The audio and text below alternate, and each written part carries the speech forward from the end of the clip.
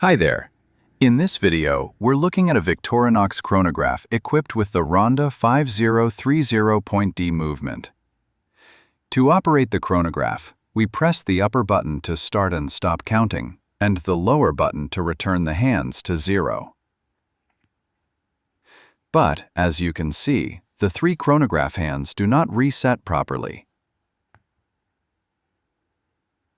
Let's see how to easily calibrate the hands back to where they should be.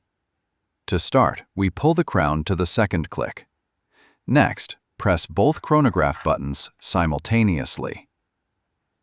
When the chronograph's central seconds hand makes a rapid full turn, it means we've entered the reset mode.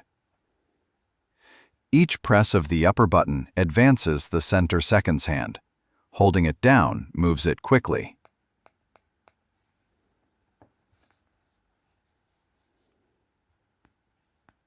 Set the hand exactly at 12 o'clock. Then, press the lower button once to switch to the chronograph hour hand at 6 o'clock. Again, use the upper button to move it to 12 o'clock.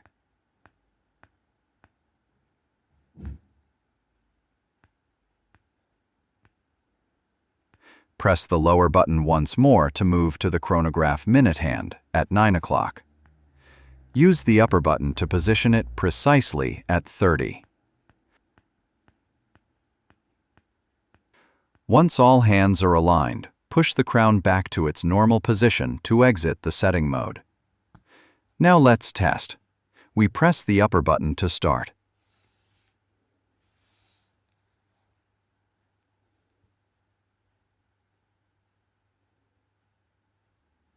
We wait for the minute hand to change. We see the minutes recording hand changing properly.